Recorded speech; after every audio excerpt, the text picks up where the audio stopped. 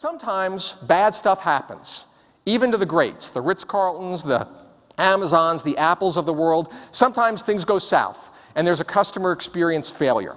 But what makes these companies different is they recognize that they need not resign themselves in the face of a failure like that to creating a brand terrorist or even a dissatisfied customer. What they recognize is that if they overcorrect on the recovery, if they knock the ball out of the park on the recovery, that they can actually create a peak in the experience that eclipses the negativity of the failure itself. And it's been shown in studies that if you do this well, you sometimes can actually create a more loyal customer after the failure and recovery than you had before. So the story I'm going to tell you to illustrate this, I like to leave it for last because not only does it illustrate this principle, it actually illustrates some of the others we've talked about, things like advocacy, stirring emotion. And I can tell you this is a true story because it happened to me. It's a personal story. And it goes back to when I was an executive at a Fortune 100 insurance company. This company, like I'm sure you're familiar with, some of your companies probably do it, each year they'd hold a big event for their top performing producers.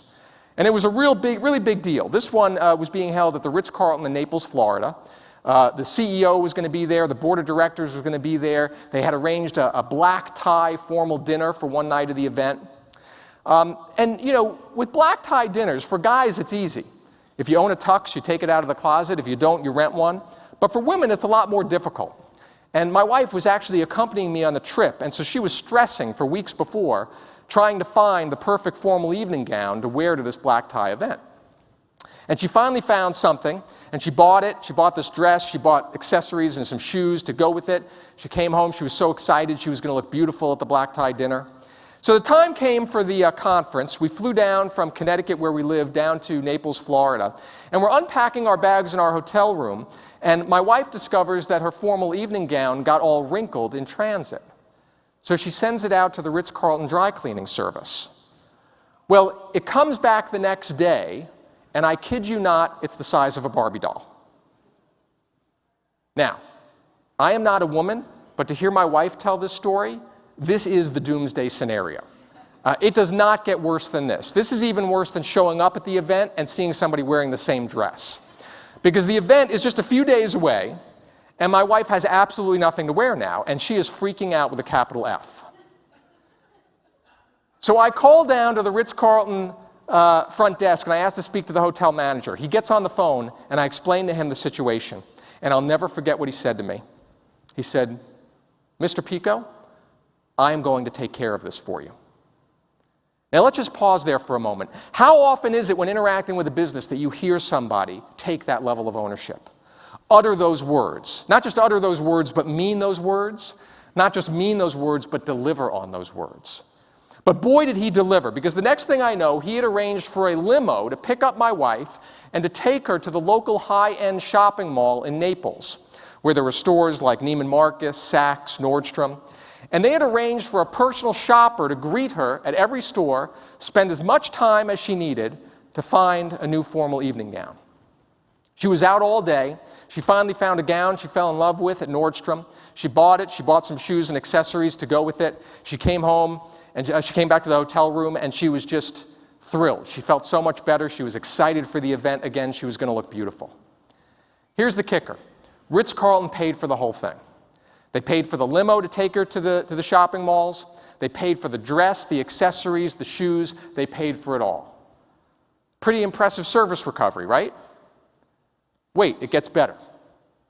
So it's the night of the event. The event starts at 6 o'clock. We're in our room. It's about 5 o'clock. I'm getting dressed on this side of the room. My wife's getting dressed on the other side of the room. I'm putting on my tux. Suddenly I hear an audible gasp from the other side of the room.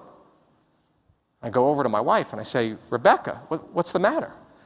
She points down to the bottom of her evening gown and says, "John, Nordstrom forgot to remove the anti-shoplifting ink cartridge. It's still on the dress." Well, quick-thinking husband that I am, I said to her, "Oh, Becca, don't worry about it. Nobody will notice it."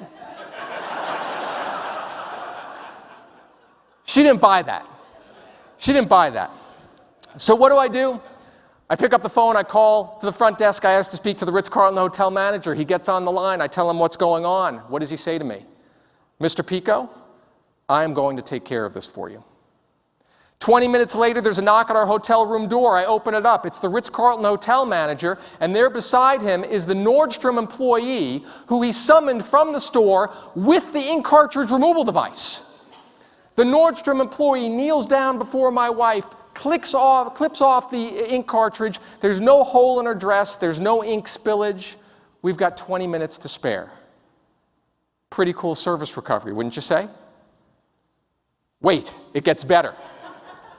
We go down to the event. It starts at 6. We're there a few minutes early. We find our table seating assignment, and we go and we sit down at our table. And I have my head down looking at the menu, deciding what I'm going to order that evening, and suddenly I hear clapping. And I look up, and there at the end of the table is the Ritz-Carlton hotel manager and members of his staff, clapping, applauding in admiration of how beautiful my wife looks. It was like that scene from the movie Pretty Woman. Do you remember that? Julia Roberts had to get an evening gown for Richard Gere's event, and she went out, she came back to the hotel, and the hotel manager was there giving her a standing ovation with his staff. That actually happened to me and my wife. Pretty cool service recovery, right? That's the end of the story. It doesn't get better than that. But I don't just want this to be an entertaining tale for you. Here's what I want you to take away from it. I want you to think about what was going through the head of that Ritz-Carlton hotel manager. Because at some point in this process, he ceased to focus on the mechanics of the experience, the mechanics of the recovery. How do I fix Mrs. Picoult's dress? Or how do I get her a new one? At some point, he stopped focusing on that, and he started to focus on something along the lines of this. In light of the circumstances, how do I make Mr. and Mrs. Picoult feel special? And that must be when he came up with this brilliant idea to go down to the event with his staff and to give my wife a standing ovation. And it was sheer brilliance, because by virtue of doing that, he made sure that wherever in the world I go and I tell this story, I'm telling a story not about how Ritz-Carlton shrunk my wife's evening gown to the size of a Barbie doll. I'm telling a story about how Ritz-Carlton engineered the greatest service recovery in the history of the world. And I just add to the aura and legend around Ritz-Carlton. But here is my counsel to you. My counsel to you is that any day of the week, you and your colleagues can embrace the same approach as this Ritz-Carlton hotel manager, focusing not just on the mechanics of the experience you're delivering, but also thinking in terms of, how do I make my customer feel special?